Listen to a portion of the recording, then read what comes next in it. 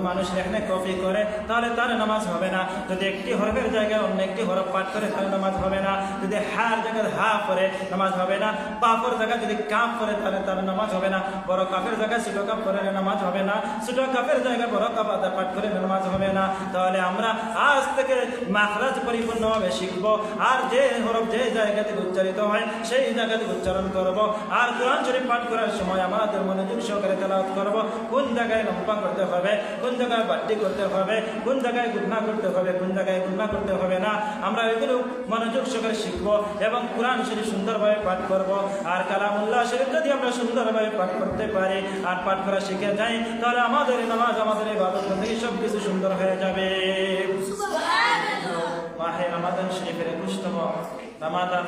আর আজকে তরবিয়তের বিষয় হচ্ছে ভুল কিরাতের মারাত্মক পরিণাম। আজকের বিষয়টা কি? ভুল কিরাতের মারাত্মক পরিণাম। অর্থাৎ আমরা এখানে এসেছি কিসের জন্য? কিরাত শুদ্ধ করার জন্য। কিসের জন্য? কিরাত শুদ্ধ করার জন্য। আর আল্লাহ আজকে আমাদের বিষয়টা হচ্ছে, আলোচনার বিষয়টা হচ্ছে ভুল কিরাতের মারাত্মক পরিণাম। আমরা যে বিগত দিনে আমরা ভুল কিরাত করেছি বা এখন আমাদের মধ্যে অনেকেরই ভুল রয়েছে, তা সংশোধন করতে হবে। আর ভুল করলে কি ক্ষতি হতে পারে তা আমার জ্ঞান অনুযায়ী, আমার ক্ষুদ্র জ্ঞান অনুযায়ী সংক্ষিপ্ত সময়ে সংক্ষিপ্ত আলোচনা করার চেষ্টা করব, যদি আল্লাহ পাক রব্বুল আলামিন আমাদের তৌফিক দান করেন। মা তৌফিক ইল্লা বিল্লাহ। প্রথমত আল্লাহ পাক রব্বুল আলামিন আমাদেরকে প্রেরণ করেছেন মা খালাকতুল জিন্না ওয়াল ইনসা ইল্লা লিয়াবুদুন। কিসের জন্য? আল্লাহ তাআলা ইবাদত বন্দেগী করার জন্য। একটি লক্ষ্য আমার জানা মতো আল্লাহ পাক রব্বুল আলামিন একটি মাত্র উদ্দেশ্যে আমাদেরকে প্রেরণ করেছেন, না ইবাদত বন্দেগী করার জন্য। কিসের জন্য প্রেরণ করেছেন? ইবাদত বন্দেগী করার জন্য। কিন্তু এই একটি মাত্র লক্ষ্য, একটি মাত্র উদ্দেশ্য, সেটা আমরা সঠিকভাবে পালন করতে পারতেছি না। আর আমাদের মতো হতভাগা এই জমিনের মধ্যে আছে বলে আমার জানা নেই। আমার মতো হতভাগা এই জমিনের মধ্যে আছে কি নাই আমার জানা নেই। আমি আল্লাহ পাক রব্বুল আলামিনের হুকুম আহকাম সঠিকভাবে পালন করতেছি না। তার জন্য অবশ্যই আল্লাহর দরবারে জবাবদিহি দেওয়া লাগবে। যাই হোক, আল্লাহ পাক রব্বুল আলামিন বলেছেন মা খালাকতুল জিন্না ওয়াল ইনসা ইল্লা লিয়াবুদুন। আল্লাহর ইবাদত বন্দেগী করার জন্য আমাদেরকে প্রেরণ করেছেন। আমি সমস্ত আয়াতের তর্জমা করছি না, জাস্ট আমার যে কথা আলোচনার মূল আলোচনা চলে আসার জন্য আমি কিছু জিনিস আপনাদেরকে স্মরণ করে দিচ্ছি আর কি। যেটা হচ্ছে আল্লাহ পাক রব্বুল আলামিন আমাদেরকে প্রেরণ করেছেন ওনার ইবাদত বন্দেগী করার জন্য। ইবাদত বন্দেগী করতে হলে কিসের প্রয়োজন লাগবে? কিরাতের প্রয়োজন আছে না নাই? আছে। কিরাতের প্রয়োজন আছে না নাই? আছে। এই যে কিরাত কালামুল্লাহ শরীফের কিরাত, যেগুলো আমাদের দৈনিক পাঁচ ওয়াক্ত নামাজ পড়তে, নামাজ আদায় করতে সূরাগুলোর প্রয়োজন, সেই সূরাগুলো শুদ্ধ করার প্রয়োজন আছে না নাই? আছে।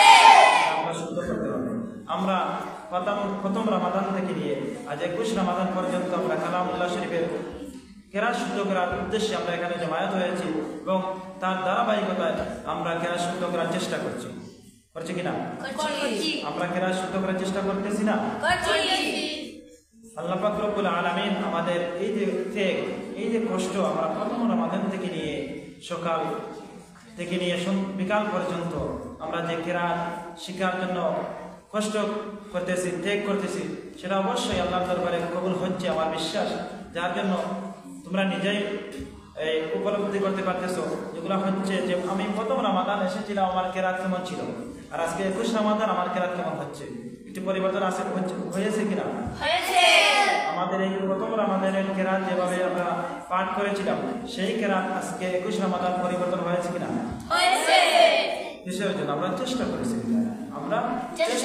বিধায় আমাদের কিরাতগুলো শুদ্ধ হয়েছে, সহি হয়েছে। যতটুকু আমাদের এই সময়ের ভিতরে আমরা যতটুকু যেভাবে আমরা কষ্ট করেছি, যতটুকু আমরা চেষ্টা করেছি, তার পরিমাণ আমরা ফল পেয়েছি।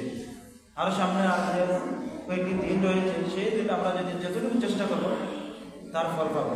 আল্লাহর নবী বলেন কিরাত শুদ্ধ হতে, নামাজ শুদ্ধ হতে হলে কিরাত কিন্তু 2 লেখা আছে। দুই ধরনের ভুল হতে পারে। একটা হচ্ছে লেখনে কফি, একটা লেখনে জলে, একটা কি লেহনে কফি লেহনে জলি ভুল দুই ধরনের আছে। লেহনে জলি হলে নামাজ হয়ে যাবে, আর লেহনে কফি হলে নামাজ হবে না। আল্লাহর নবী জানিয়ে দিয়েছেন আমাদেরকে যে লেহনে কফি কিভাবে, কোন ভুল করলে লেহনে কফি হবে আর কোন ভুল করলে লেহনে জলি হবে। অর্থাৎ কোন ভুলে আমাদের নামাজ হবে আর কোন ভুলে আমাদের নামাজ হবে না। ওটা কিন্তু মনে রাখতে হবে। আমি বলেছিলাম আল্লাহ পাক রব্বুল আলামিন আমাদেরকে কিসের জন্য প্রেরণ করেছেন? ইবাদত করার জন্য। ইবাদত বন্দেগী করার জন্য। আর আমরা এইখানে এসেছি কেরাত শিক্ষা করার জন্য। কিসের জন্য? কেরাত শিক্ষা করার জন্য। বিষয়টা হচ্ছে ভুল কেরাতের মারাত্মক পরিণাম। স্টেপ বাই স্টেপ কথাগুলো মনে রাখবেন যে ভুল কেরাতের পরিণাম। আমরা যদি শুদ্ধভাবে কেরাত আদায় করি, পাঠ করি, নামাজ শুদ্ধ হবে, আমরা তেলাওয়াত শুদ্ধ হবে, তেলাওয়াতে আমাদের সওয়াব হাসিল হবে, সওয়াব পাবো আমরা। আর যদি কেরাত আমরা ভুল করি, আমাদের নামাজ হবে না, আমাদের ইবাদত বন্দেগী হবে না, আমাদের তেলাওয়াত শুদ্ধ হবে না, আমরা সওয়াবের পরিবর্তে গুনাহ ভাগীদার হব। ঠিক কিনা? ঠিক। আমাদের সর্বোপরি প্রয়োজন, আমাদের নামাজ আদায় করতে হলে, আমাদের নামাজ শুদ্ধ করতে হলে, আমাদের তেলাওয়াত শুদ্ধ করতে হলে, আমাদের ইবাদত শুদ্ধ করতে হলে সর্বোপরি আমাদের কি করতে হবে? কেরাত প্রশিক্ষণ দিতে হবে। কেরাত প্রশিক্ষণ দিতে হবে। কেরাত প্রশিক্ষণ দিয়ে কি করতে হবে? কেরাত শুদ্ধ করতে হবে।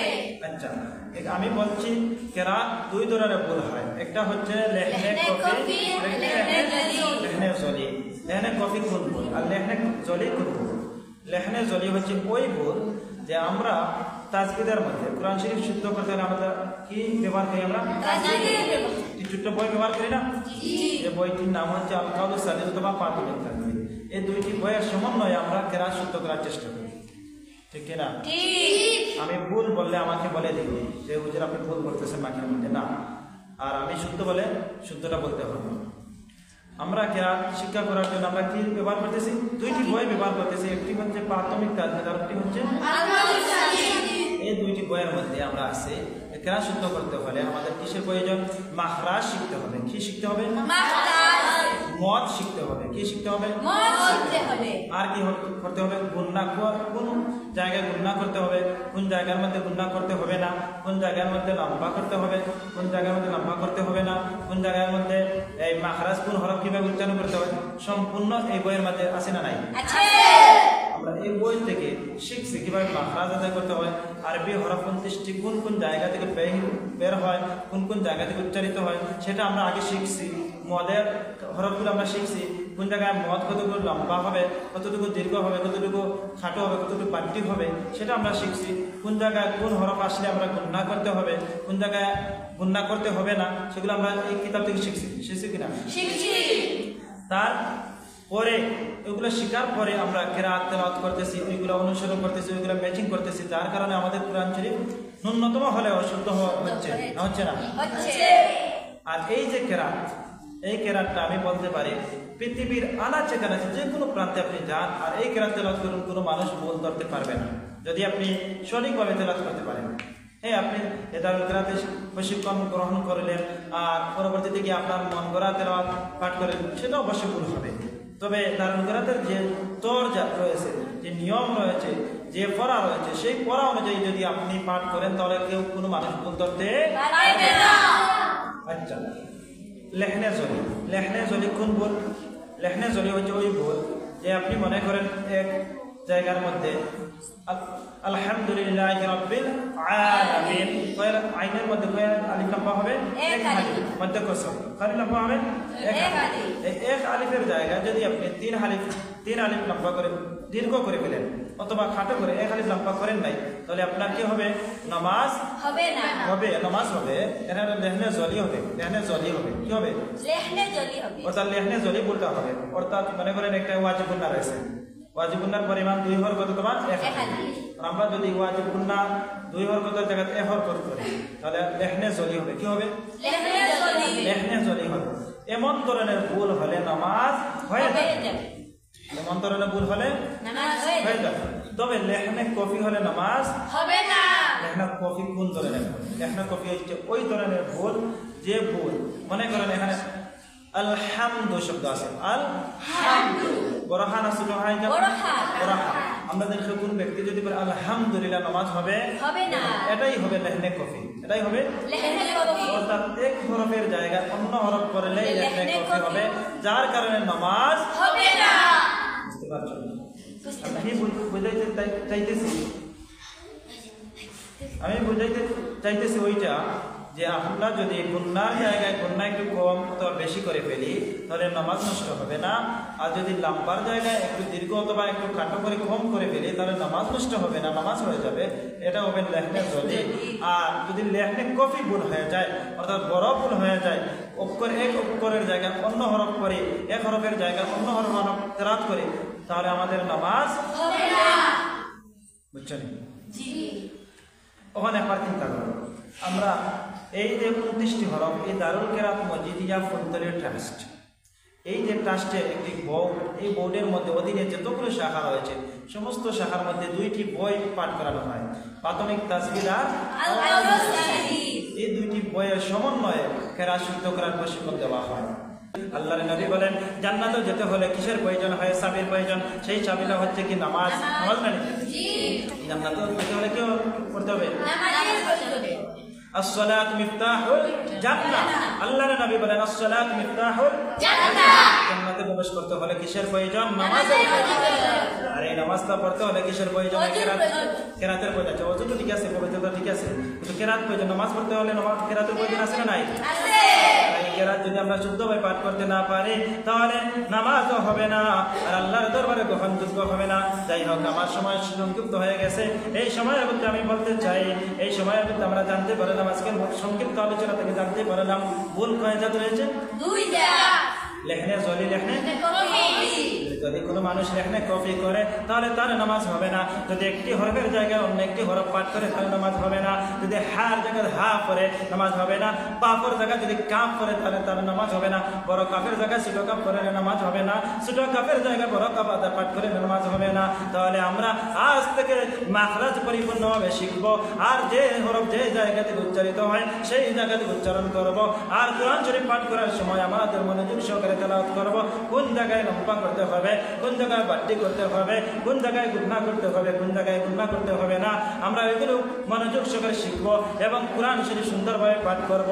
আর কালামুল্লাহ শরীফ যদি আমরা সুন্দরভাবে পাঠ করতে পারি আর পাঠ করা শিখে যাই তাহলে আমাদের নামাজ, আমাদের ইবাদত বন্দেগী সব কিছু সুন্দর হয়ে যাবে।